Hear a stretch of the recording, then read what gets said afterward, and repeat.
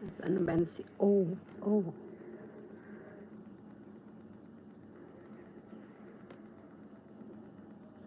Hello, happy Sunday everyone.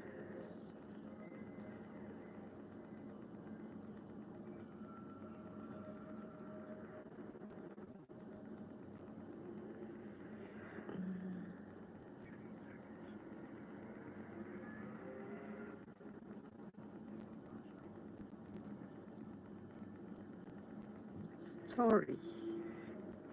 A story.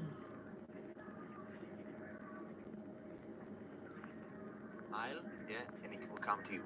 Mm-hmm. They throw me inside the cell, they close the door. It Hello. was so dark in there. For me, I could not see shadows. Pitch black, like I'm blind. Omar Shem Tov. Omar Shem Tov. Omar Shem Tov. Omar Shem Tov, a former Hamas hostage. He spent more than 500 days in Hamas captivity. Just about a month ago, he returned back home after going through hell in Gaza. Did you ever ask Hashem, why were you one of the people who were taken captive? Yeah, at some point, I just let it go. And I told myself, okay, this is my path. If I'm supposed to die here, then I'll die here. I used to clean there. I used to dig in the tunnels as well. I was kind of their slave. Could you tell me about the time where you almost escaped? One night, they all fell asleep, and I stayed up. No one guarding me. There's 9 terrorists inside the room. They're all asleep.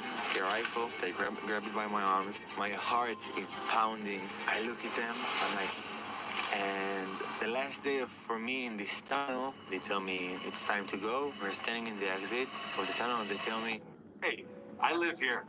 I live here and work here. I live, work, and work out here.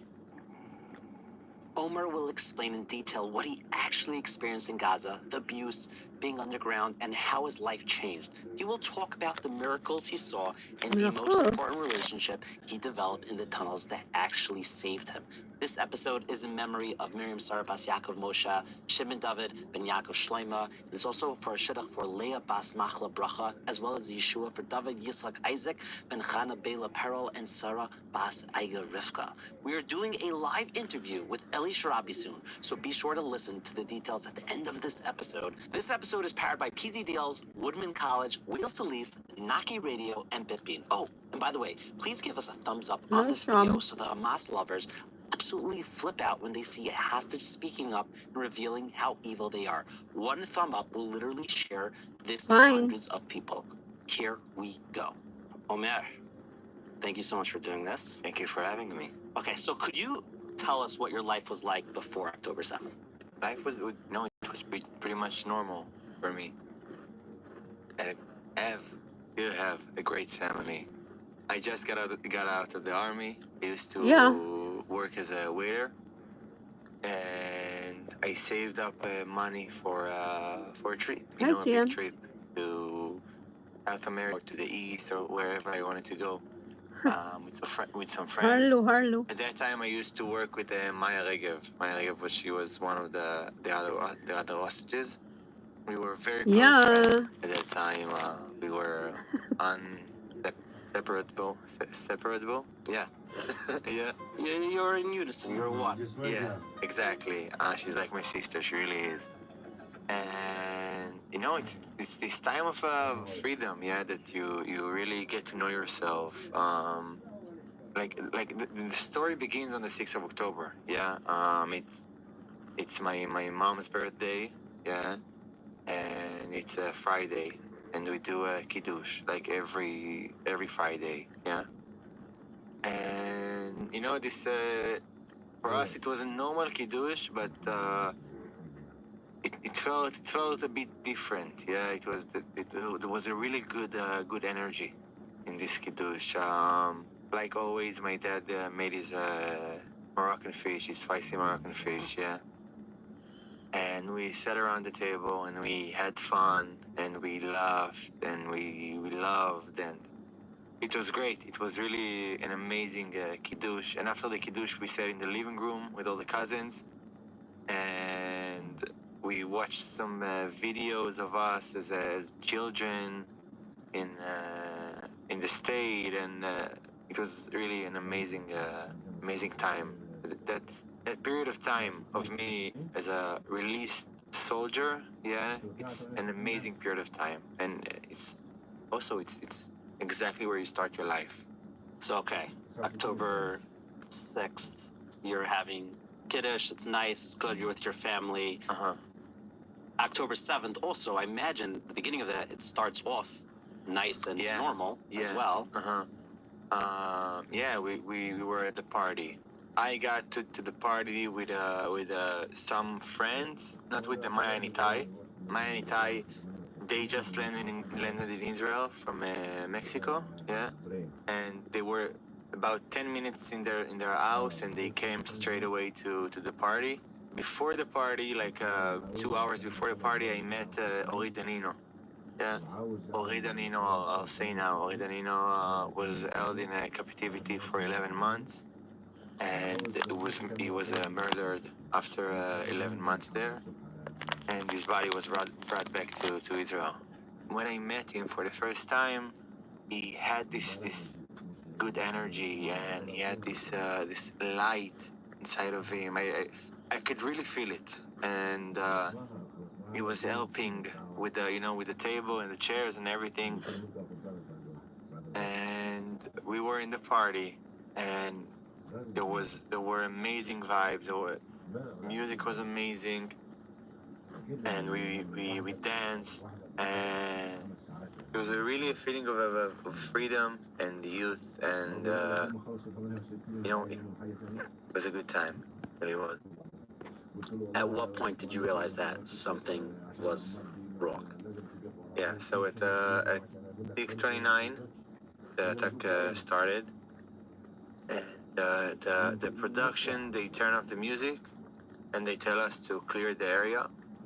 For us, it's very usual, the attacks. Yeah, sometimes once in a while it happens. Yeah, so we're usual to alarms and missiles. So we were kind of chilling. We were walking normal. We didn't give much notice to the missiles. Because we were closer to Gaza, so I could see the rockets now. Yeah, not like in my house, because I live a bit far away from Gaza. But we walked to the parking lot. Most of our friends, we split up. We stayed. Ori also, he went to his car and he drove away. He was in a safe zone already. He could have gone home. And we stayed together, Maya, Itai, and me. And after about an hour, I get a phone call from my dad, and he tells me, Omer, listen, it's not only a missile attack, it's also there is terrorists coming inside of Israel. Also, in that time, I thought to myself, okay, maybe there's like 5-6 terrorists coming inside, so I didn't give much notice to it. But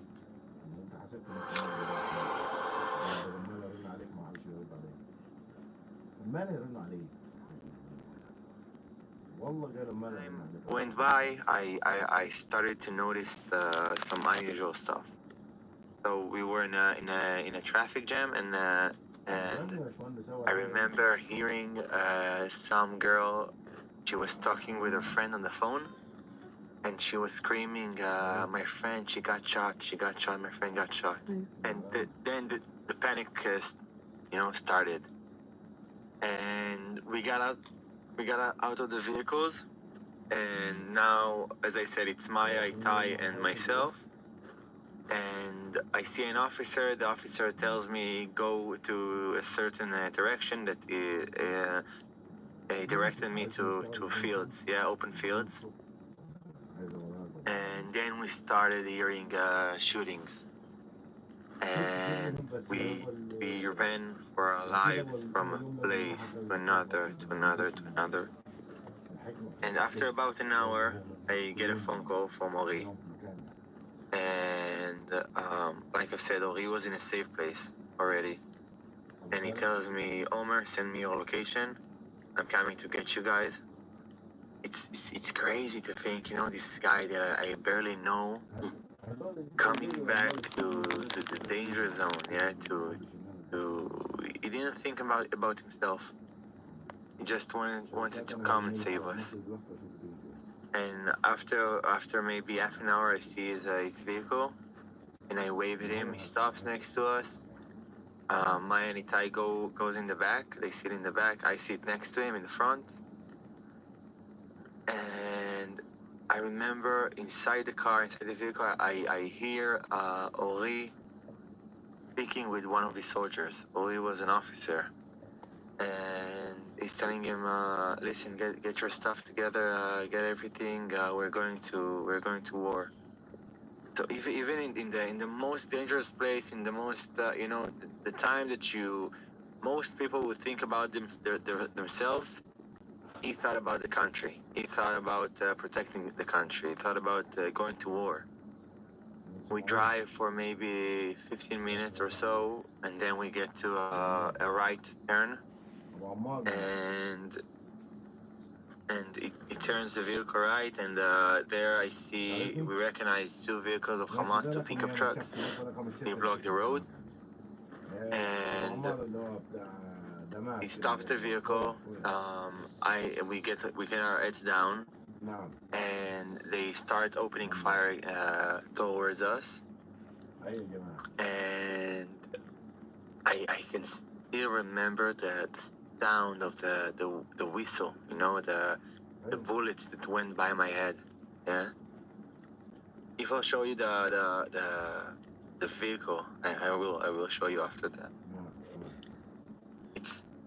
It's a miracle that I'm alive today. It's a background story that I have. I have a tattoo, yeah, of a red bracelet. The red strings that you get in the hotel. Yeah.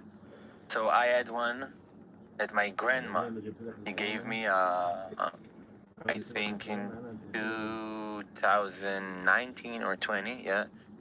And it lasted on me for 3.5 years. And usually, it trips after a month or so. And on the 6th of October afternoon, the string ripped. And I took the string and I tied it to my. I had like this bag, this small bag. And inside the car, when they started to open fire at us, I hold the string and I pray to God. I pray to Hashem. I tell him, please save me, save me, save me. I did not get hit anywhere in my body. It's like bullets went through me, yeah, but I did not get injured. And I remember Maya speaking with her father on the phone, screaming to him, and Dad, I've been shot, I'm about to die. And the shooting stops, and I look at Ori, and Ori gets out of the vehicle, and he survived. And after a few hours, they got him. Then Itai screams to me, Omar, drive. I tried to put the car in reverse and press the pedal with my hand. Luckily for us, the car did not move. I see two terrorists heading up to us. One of them pulls me out. He pushes me to the ground, and he pushes me right in front of their truck tire. So I'm looking at the tire, and I'm thinking to myself, this is the way I'm gonna die. They're gonna run me over right now. And he ties my hands behind my back, and he kicks me, and he spit on me, and he puts his leg over my back like a victory position. And then I look back at the car, and I see them grabbing Maya and Itai, and they're both shot in the legs.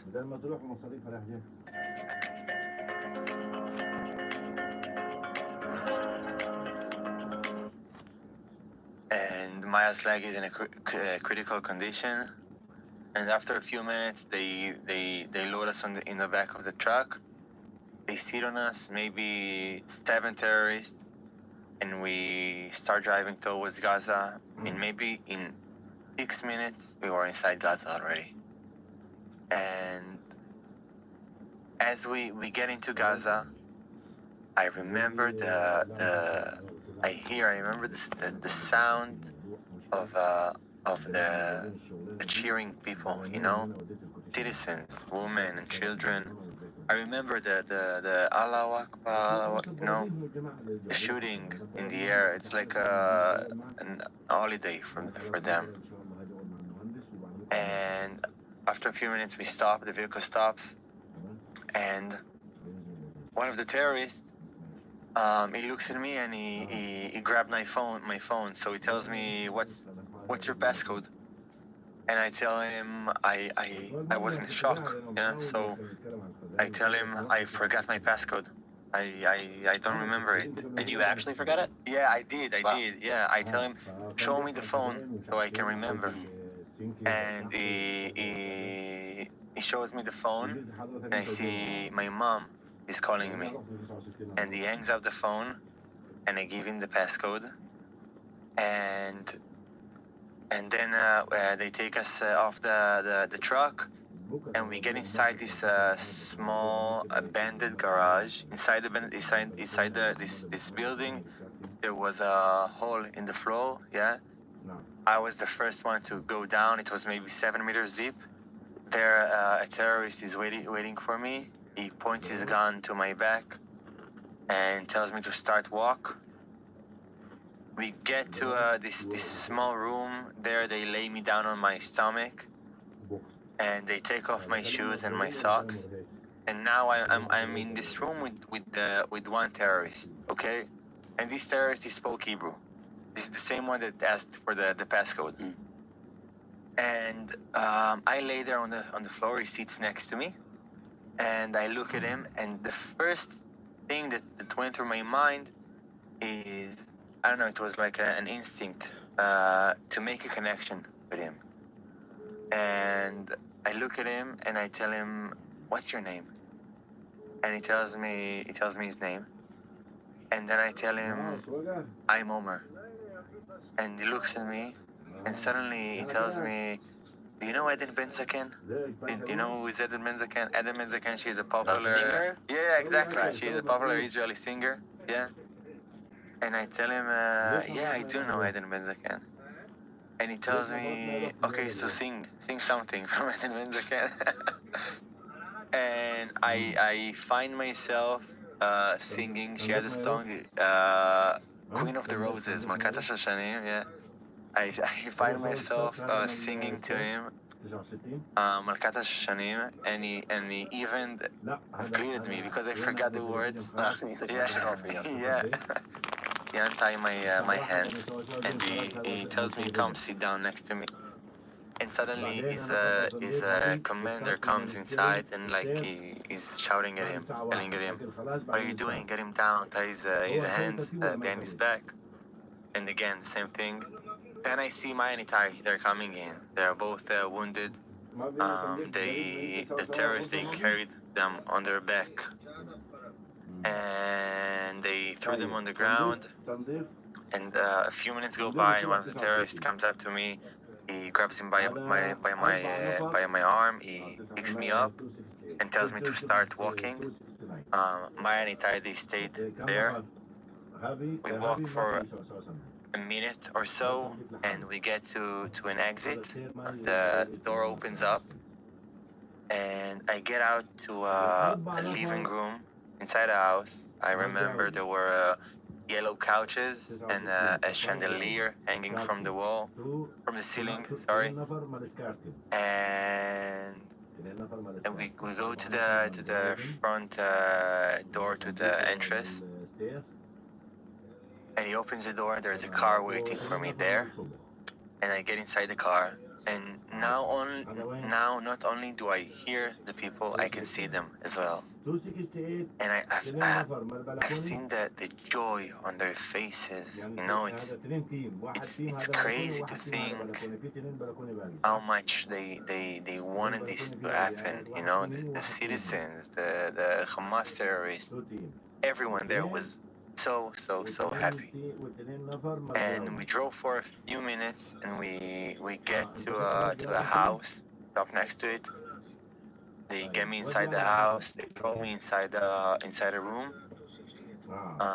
I remember that the room was it had like orange walls. The paint was a bit peeled, yeah. And there was on the corner there was like a big pile of garbage, yeah. And it throws me inside, and I sit there for a couple of minutes. The terrorist closed the door. I sit there alone, and the thing that goes through my mind is Gilad Shalit. Gilad Shalit was an hostage for 5 years. He was held in a captivity, in a Hamas captivity, and he was released, I think, in 2007 or 2011. I'm not sure. And I'm thinking to myself, wow, this is the next 5 years for me right now. Because I didn't understand how big it was. You know, I didn't know that there is so many hostages. And I see the door open just for a bit, and I see the three heads of children. Yeah, they like look at me. You know, they pop their heads inside the room, and they look at me like I'm an animal in a cage. And their dad, terrorist, tells them, look at the Jew, look at the Jew. And then his wife and his sister comes, and also the same thing.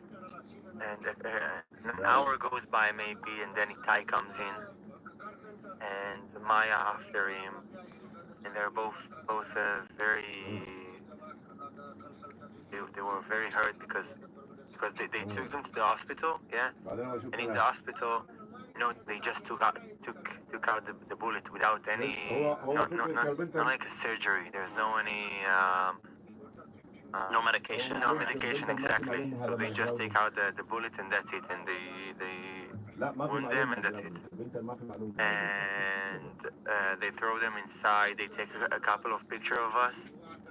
And that's where the story begins. You know, that's where the first 53 days for us together begins.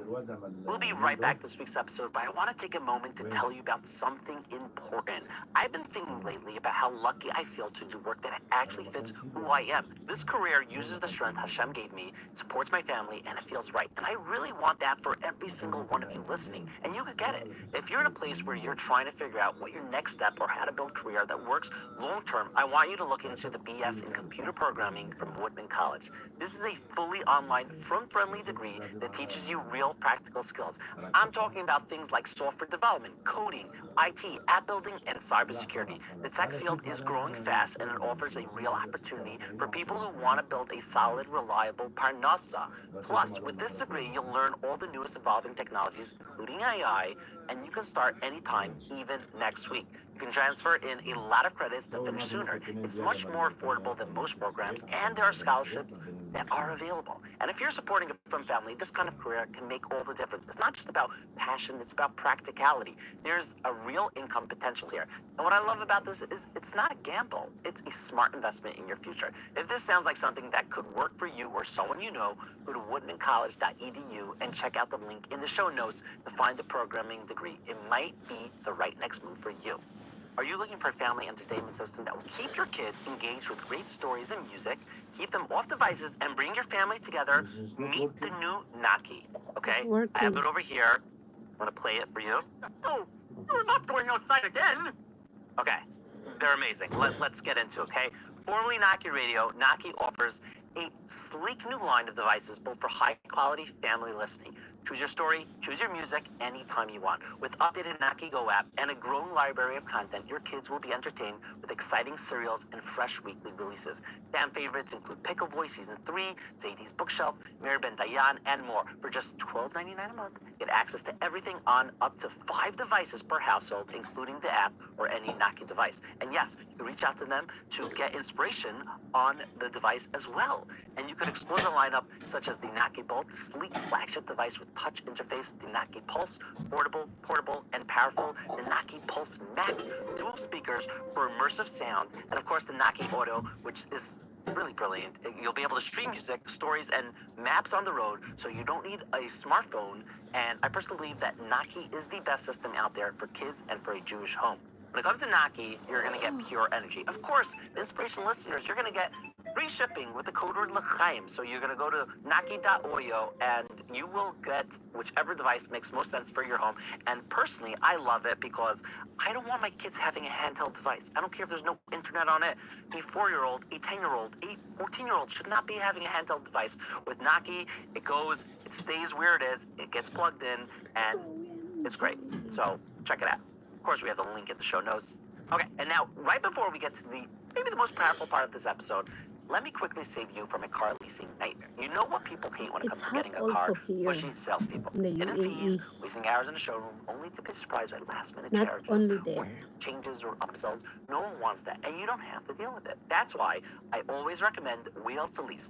For over 35 years, they've been doing things differently. No pressure, no games, and no waste of time. Just honest, upfront pricing and white glove service that Yeah. brings the car straight to your door. Whether you're buying, financing, or leasing, new or used, they'll get you the best deal on any make, any model, anytime. Just tell them what you want, and they take care of everything. Reach out to our friends at 718-871-8715. Of course, you can email them at inspire@wheelstolease.com or visit wheelstolease.com/inspire. They're efficient, fairly priced, and honest, good people. All right. Tired of constantly running out of money?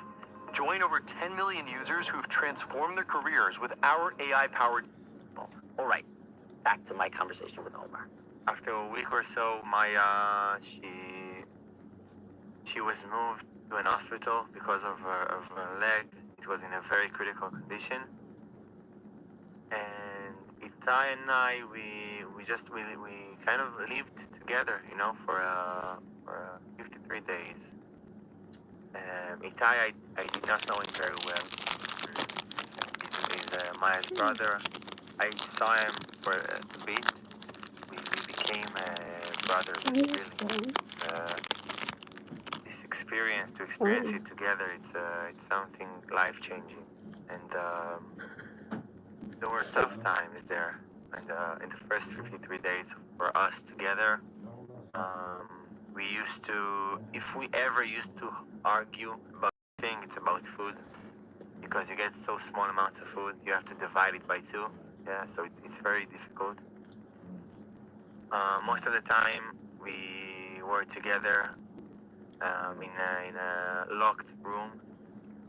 We weren't allowed to speak, so we whispered. And so think about whisper for 53 days, okay? And when I say whisper, we like this, okay? What was the reason, if they gave, that you can't talk? Can you talk? So if the neighbors hear us, so they will kill us. That's what they said, yeah. Or they will give our names to the army, and Yes. that's what they used to say, that the army will kill us as well. They will bomb the house. But there were nights that we at some point you have to I want to say live again. Nice. Yeah. Yes. You have to move on. Yeah. So after a couple of weeks, we started even telling jokes one another, Yes. and we used to die from laughter into the pillow because we couldn't laugh out loud. So even in the worst times, we had a bit of a good time. Yeah. It was very important for me to keep smiling and really having a good energy, because I really do think that the energy you give out, it's something that affects you. I remember one time that the faith in Hashem for me became very, very strong.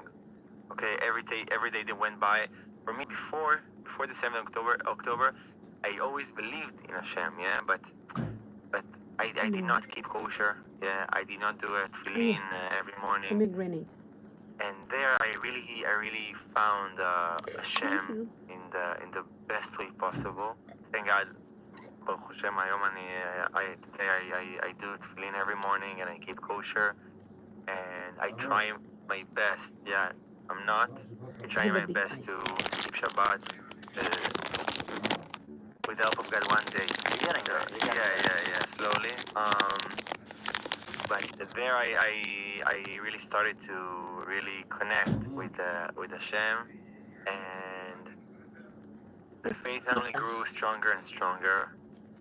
And I remember one day I used to sit every night before I went to sleep, and like every this kind of a dialogue with Hashem. Yeah. So you know how it's funny. Every time I say it, people are like the first time I speak about it like publicly, like to the public. Yeah. People said it's an amazing lesson. Yeah. But you know how you always ask something from Hashem, yeah, but you never ask how does he feel, yeah. So this kind of dialogue is to start with how are you, Hashem? How do you feel? How was your day? Is everything okay now? And then I used to say thank you for everything that I have. And I used to say thank you for the small amount of food that I have and the air in my lungs. And that I have Itai next to me. And thank you for keeping my family safe in Israel. And thank you for everything that I do have and anything that I don't have. And at the end, I asked for everything that I needed. Yeah. Yeah. So if it's put me on the right path and help me get back home. And give strength to my family, you know, really everything that I needed. And one day, I remember Itai was really depressed. We were together in a new apartment, and we sat there, and he told me, listen, we're not going home, and we will die here, and he was really depressed. And in the night, I'm speaking with Hashem, and I tell him, please, Hashem, help Itai, give him strength. Make him believe that we will go back home. And I go to sleep, and in the morning we wake up, and the first thing that Itai tells me is, Omer, I believe it will go home. So really everywhere I walked and everywhere I was in Maybe on Gaza, Friday. I saw Hashem in the best ways possible. You know, from every place we J-Lo moved, have we concert saw that on there was a 29. reason that we I were want to moved. go, One but of the I can't places afford that the we were, ticket. we So moved expensive. and it was bombed. You know, like the other day. So I really felt the protection, and I thank God that I am here today. Oh Hashem. And after 50 days, Maya was released, and we were very happy. Yeah, like what was, because it's very bittersweet, because on one end you want what's best for her, but also you guys are still left there. Like, Yeah. So because me and Itai we were together, we were we were very happy for her. Yeah, we were. Hi, Ronnie. And we said, okay, at least we got each other. How are Everything you? is okay now. A few days go by. We were very excited for her. How A are few you, days Ronnie? go by, and I remember the day that the terrorist comes to us and tells us about the ceasefire. Yeah, tells us that Maya will leave and there is a Baby? woman and children. And I look at Itai, and I remember he's only 18, and he did not go to the army yet. So I'm telling the terrorist, what about Itai? Is Itai living? And he tells me, I don't know, I have to check. And Maya was released, and after 3 days, the terrorist comes up to us and tells us, at that time we were in an apartment that they just locked us inside of it, and they went. That's it. We were inside the apartment, and that's it. He comes up to us, the terrorist, Okay. and he tells us, listen, tomorrow the war begins, the ceasefire broke, and tomorrow the war I wish begins I again, could watch. and we have to separate you. So for us, Yes, it was Ronnie. the thing that we were most scared Where of. are you You know, from? being alone, it's very hard there. Another rejection email. Why is this so hard? Hard there. And he takes Itai, and I go to sleep, and I wake up in the morning, and I don't hear jets or any explosions or nothing. And he comes back in the night again and tells me Itai left. He went home. I was very happy for him. Where are you But watching at right the now? same time, I'm thinking to myself, like, what about me? You know, I'm a human too. why am I so different from him? Why he got to go home and I didn't? Yeah. And again, I was so happy for him. But this feeling Where are you of from, being Romy? left behind, yeah, it's hard. It's very, very hard. Mm. And I was at that apartment for 3 days. I was alone. I thought I'm going crazy. I really did. Like, it's so hard, you know, to you cannot speak. Hello You from New cannot York. do Shout out. anything. Yeah. Try to make like a routine for me, yeah, to clean the apartment a bit, to do anything, to move. At the end, you understand that you're alone, and it's super, super difficult. And 3 days go by, and then every night he used to come with a bag of pita bread and some cheese so I could have for the next Mm-hmm. day. Nice. And I pray to God every day that he won't come with a bag, so I know I'm going home. Yeah. And in the night he came without a bag, and you know I stand up and I look at him, and he tells me, Omer, grab your stuff, you're going. And I tell him, am I going home? And he tells me, no, you're going under. Cordillera. And he takes me to a tunnel. There I go to, they give me to a new terrorist group, Cordillera. yeah. And we Luzon. walk down the tunnels for about an hour or so. We get to a cell. Yeah, it was a very, very small cell. The best I could spread my arms was this, yeah. And if I wanted to stand up, I Why needed to there's no crouch. free concert here? Mentors. And it was meters deep. They throw me inside the cell. They close the door. And it was so dark in there, yeah. When I say I dark, and every time this is the thing I always repeat, yeah. Okay, buy me When I ticket, say Ronnie. dark, Back and forth. it's Two-way so ticket. hard to understand what it means dark. I'm sure I can Yeah. come back. If you go in a room, yeah, and you close the light, and you look at your hand, yeah, you can still see shadows moving, yeah. For me, I could not see shadows. Literally pitch black. Pitch black, like I'm blind. Mm-hmm. Okay. So there were times I really thought I'm blind. Yeah, I thought maybe I went blind. At some point, one of the terrorists Oh, yeah? forgot his flashlight in my cell, so I took it and I hid it. Yeah, and every now and then I used to turn it on. I had small amounts of food. You know, at first had 2 pieces of pita with a bit of cheese or fava beans. Send me And ticket, as Ronnie. time went by, Two-way ticket. it became 1 Two-way pita, and after ticket. that, in the last week for me there, I had a biscuit a day, a small biscuit a day. That I remember I used to wake up, I used to look at it, and I used to calculate throughout the day how would I eat this biscuit. So I open it, I take a small bite. This bite is heavenly, yeah, and this is what I used to live on for a week, yeah. A week, like every day in a week, just a small biscuit and a couple of sips of salty water, yeah. I did not shower for 80 days now. You could literally scrub the dirt off my skin. There I was at my darkest point, at my lowest point, but the faith in Hashem became a lot more stronger, yeah. So I used to wake up in the morning and do Modani, and I used to keep on going with the 5-minute dialogue I had with him. And at the last day there, I was so weak, I could barely stand up, and I remember me sitting in the dark. I could hear, you know, when you're inside, there's like you could hear the footsteps, you know, of people. I could hear the footsteps because they were running from side to side, from places to place.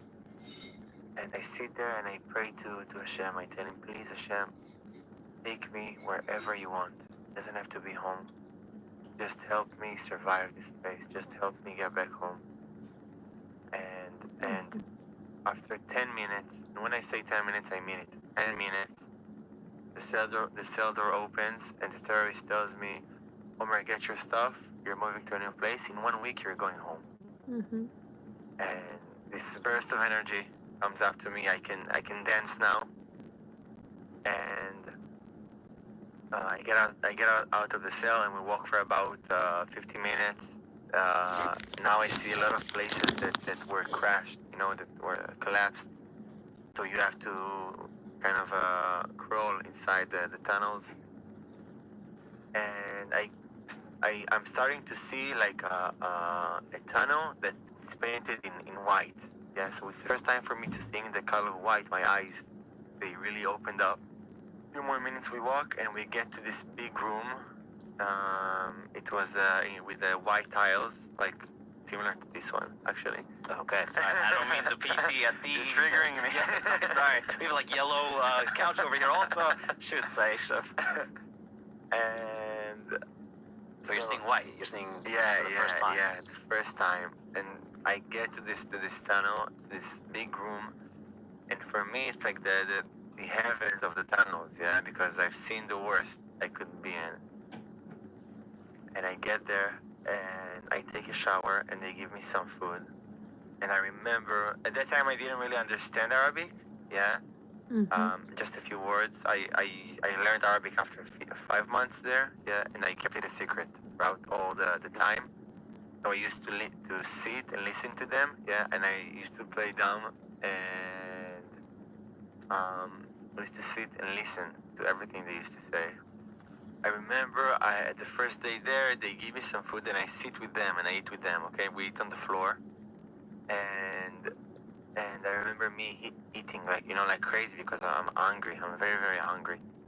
And they say, look at the pig. Look at the pig. Look at the Jewish pig. Look how he eats. And I don't mind. I just eat. It doesn't matter to me. A day goes by. The night goes by, and the day after, one of the terrorists, he speaks Hebrew. He tells me, listen, you're going back to the place you've been in. And I am bummed, but I'm telling to myself, okay, Hashem gave me this day. I could take a shower. I ate some. Oh Hashem, thank God. And a couple of terrorists comes inside the place. There were about 9 terrorists there, and some of them were the terrorists from the first tunnel.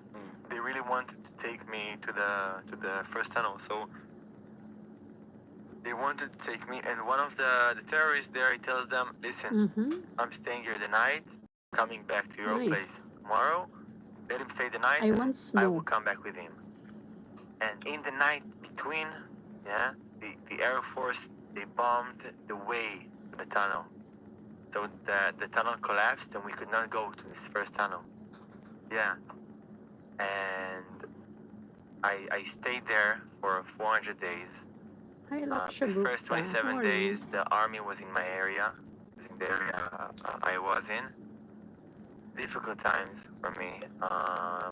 They were nine terrorists in this place, and I'm an only hostage.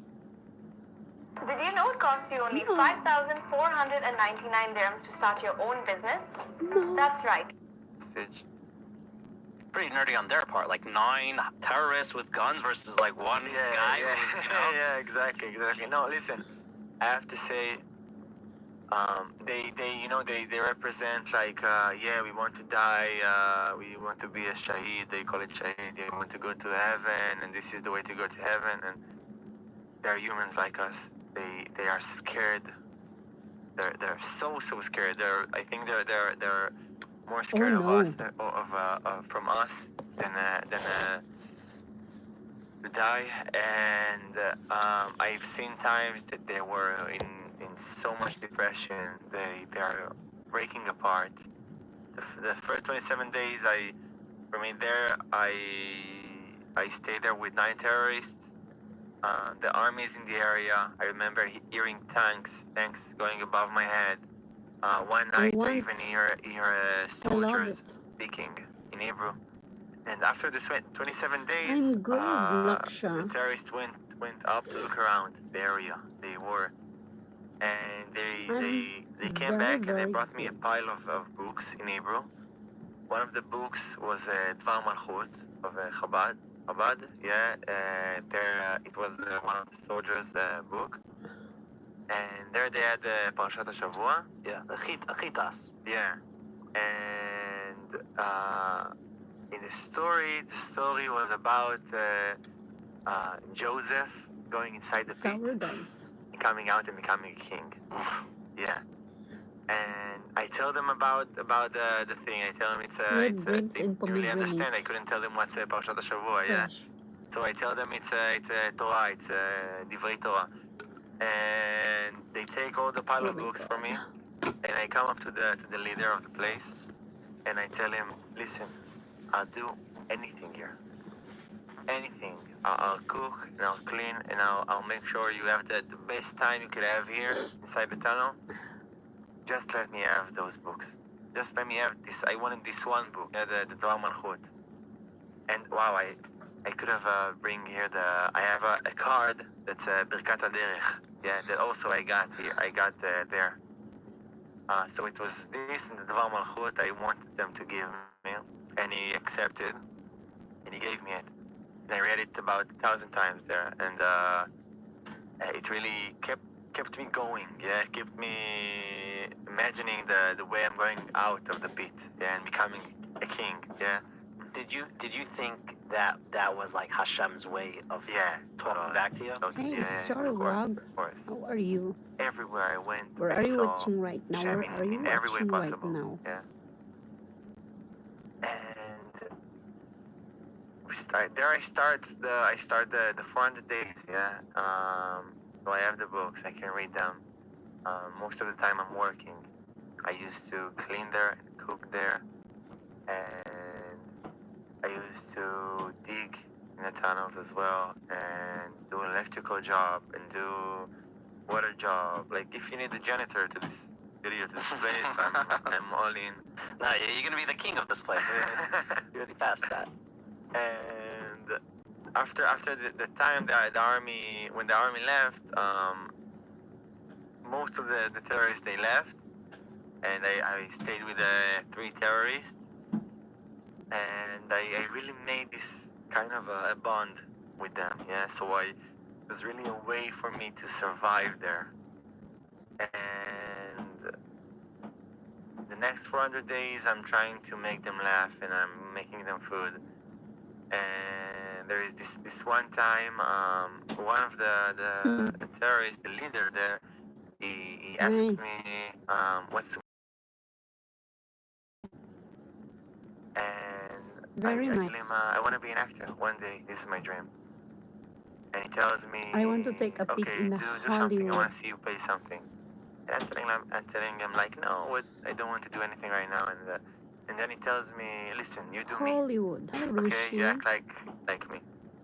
Where are And you I look now? at him and I tell him, listen, I'll do it, but it's all jokes, nothing personal. And it's very personal. And I get up and I do him and I do exactly how he was. They died there from love. And I walked. He had this walk. He was walking like with his arms like this, and the way he entered the place and the way he exited the place. 10 minutes to end the live. And I really did it good, and luckily for me, he liked it. He laughed as well.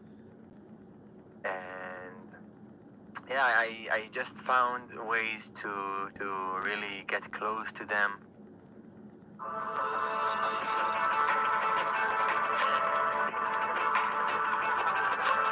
Close to them.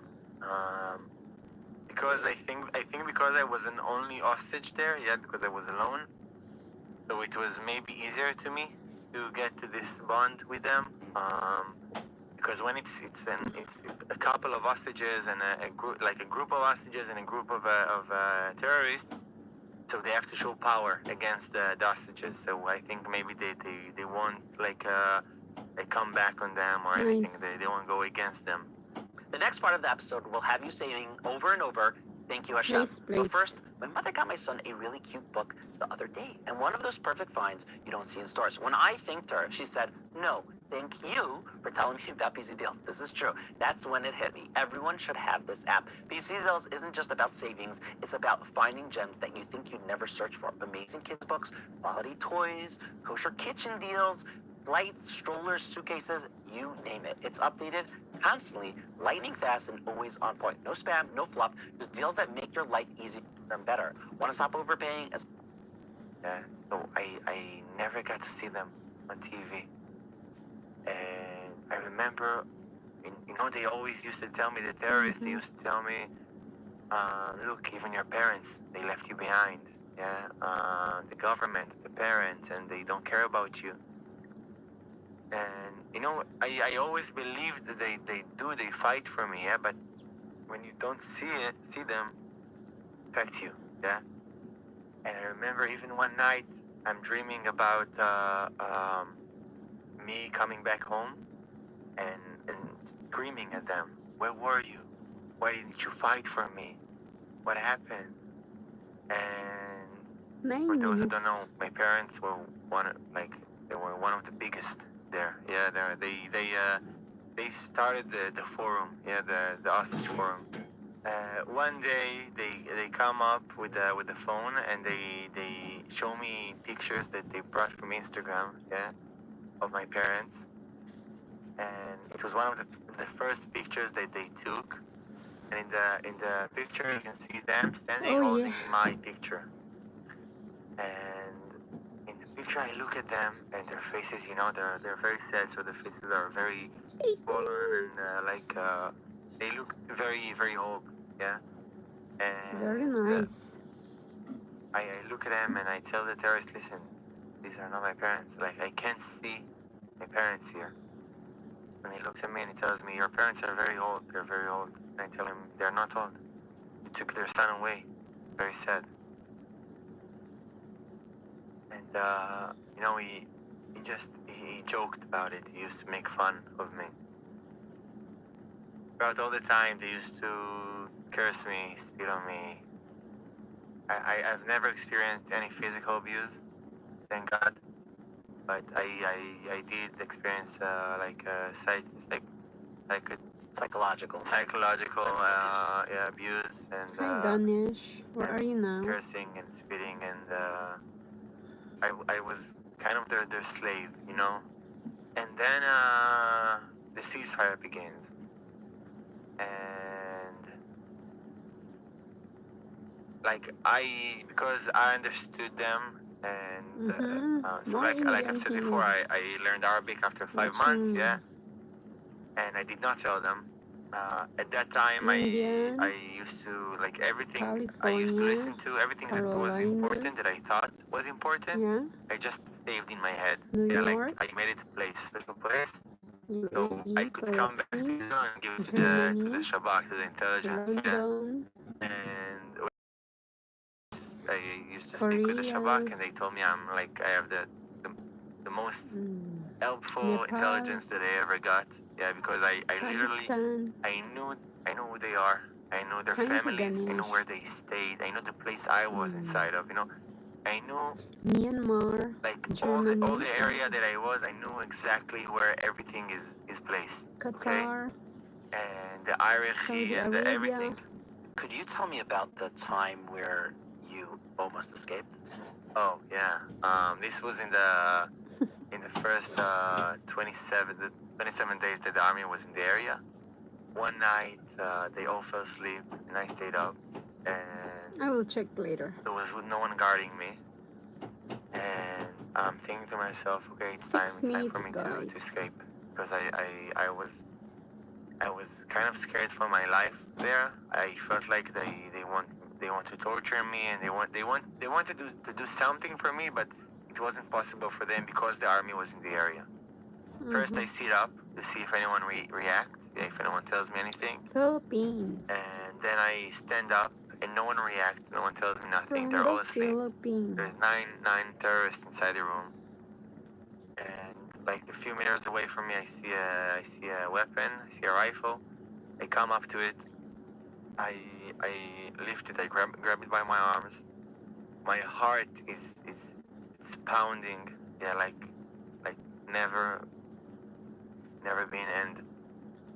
And I look at them. I'm like, you know, I'm looking around. I don't know really what to do. And I was scared. No, The I'm rifle still will searching have now. a jam. Yeah. Why? And I put it back. And I go back to sleep. And I thank God that I did it, because at that time I really didn't know where I was. What should I do? Because even if I killed them all, I could have escaped. I escaped. Maybe the army could have killed me. You know, maybe they will think I'm a terrorist. It happened before, you know. So I thank God I did not do it. But it was one of the most intense moments for me there. You know, 400 days go by, and I get to the ceasefire, and in the ceasefire, I couldn't understand that I'm inside the list. Yeah, they didn't tell me, but I just understood. And they fed me What? crazy amount of food. I had three meals a day, and in between chocolates and drinks, and you know, and they shoved food up my mouth.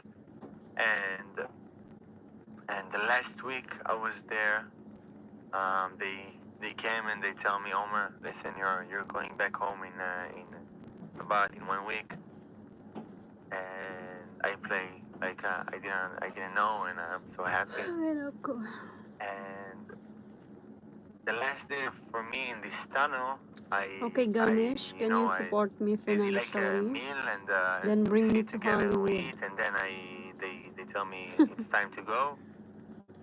And before I go, 3 minutes. I'm like, we're standing in the exit of the tunnel, and they tell me, listen, just tell us how to do stuff around here, because they didn't know anything. I used to hold the place. I was the janitor of the place, yeah. So they asked me, how do we clean the dishes, and how do we do this, and the electric, how do, you know, so everything, really everything, they needed help for me. And we went out of the tunnel. Did you tell I them? go Yeah, I to did. I had Sapporo. to. I had to. Yeah. And we went just- out of the tunnel. It's your Just first time in listening. how long? From 450 days. First time Really? going out. Thank you What so was that much, like? I was Ganesh. blindfolded, but the fresh air, you know, the fresh air, suddenly that was a bit cold then, and wow, just breathing. Yeah, breathing. I was want still, Hollywood. everything is on the edge, you know. Nothing is 100% there. But we're walking in the middle of the street. I remember I'm blindfolded. There's two terrorists After holding the my war. hands like this, and we walk in Gaza, yeah. And I remember people, like citizens, walking by me, yeah. And I'm getting my head down like this, so and I pray to God no one sees me, yeah, because if they see a Jew, they will kill him. Okay, it doesn't matter if Hamas have them. It doesn't matter anything. They will kill a Jew. Okay, if they get a chance, they will do it. 2 minutes. And we get to a vehicle, we drive a bit, and they move me to another vehicle.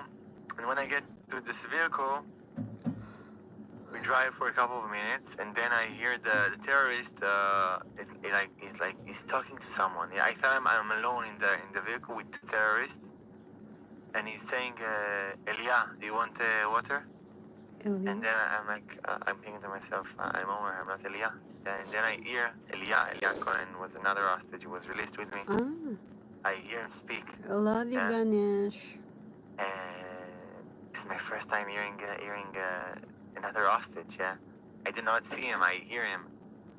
And we drive to a house, and inside the house they take a couple of videos of us. Oh my God. Like for maybe 7 hours we were blindfolded. We were just speaking to each other. We couldn't really see each other until they took us to a tunnel. And in the tunnel we took off our blindfolds. And I see them. I see it was Elia Cohen, Omer Venkert, and Tal Shoam. And because I ate so much in the last month, So I was a bit bigger. Yeah, I came out 15 kilos less. Yeah, about 39 pounds, I think. Most people over 40 use ChatGPT like it's Google. Copy, paste, ask a basic question, move on. That's not how smart people use AI. Tomorrow, Pounds, I think.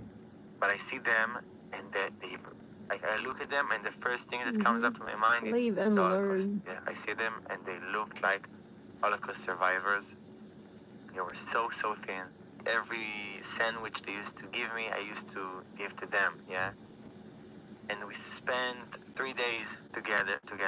Yeah, Tal was. They took him from us. They moved him to another place because he was released in another area. Yeah, and in those 3 days, well, it was an amazing experience for me because the first time I see Israelis and I get to speak with them, and we talked, we compared like the experience, yeah, and we talked about what we want to do when you go back home. They did not know how it looks like when you go out, yeah. I did know because I saw it on TV. So I tell them what's gonna happen, how it's gonna be, the stage and the ceremony and everything. And the big day comes, and I remember us. They dress us up as soldiers. They give us like uniforms, and we start walking out of the tunnel. They blindfold us, and we stand in the exit of the tunnel. Yeah, right by the exit. And Elia is saying Shir LaMa'alot. Okay, he's like praying, but he's saying it really quiet. And I hear him, and he finish, and then I start singing it, yeah, but loud, yeah. And then it's the three of us together singing it right by the exit of the tunnel. And we get out of the tunnel, we go inside a vehicle, and we drive around for a few hours. At some point, I think it's not gonna happen anymore. And they told us that there is a problem with the names of the terrorists. Israel didn't give out names or anything. I don't know I the want lie Hollywood. that they tell us. And we drive around for a few hours, and at some point I fall asleep. Suddenly I hear cheering, Allahu Akbar, Allahu Akbar. I wake up, I get out of the vehicle, they take me up on the stage there, and they give me like this, like I don't know if you've seen like this diploma, yeah, like this graduation form. And I stand there. I wasn't scared. I was so excited that I'm going home. Yeah, I didn't sleep all night before, and I'm holding this diploma with my hands. I'm standing proud. Yeah. Suddenly, the cameraman goes up to me and he tells me before the ceremony. Two of the terrorists that I did know, they told me, listen, in the ceremony, you're gonna kiss our heads, yeah? And I told them, no, it's not gonna happen. And we discussed it for a bit, and then we agreed on a hug, yeah? And we get up to the stage, and there the cameraman comes up to me and he tells me, kiss his head. And I'm like, in the video you can see me like I don't know really what to do. And he tells me again, kiss his head now. And then I tell to myself, okay, I'll kiss his head and I'll go back home and he will stay here in Gaza. And I kiss his head, and then I see a van coming, and he stops right by the stage, right in front of us. And the doors of the van open, and I see two hostages, Guy and Eviatar, sorry. And the Hamas terrorists, they made them look at us leave while they stay there. And the door of the van closes, and he starts to drive away. And then they take us down the stage, and we get into a Red Cross vehicle. And we start driving to IDF safe zone. And then I start seeing, IDF vehicles, tanks, and some vehicles. and soldiers standing on the tanks and like greeting us, waving us, and then we get to this base. It's like inside of Gaza, but it's a safe zone, and the vehicle stops, and I get out of the vehicle, and I look at the sky, Bango, bango. and I breathe fresh air, and I look at the soldiers around the area, and in front of me stands an officer. Her name is Daria, and Daria welcomes me and tells me, Omar, you're safe now. Everything is okay. Go and you'll meet your parents. They're all right. Everything's all right. And I look at her and I tell her, can I please hug you?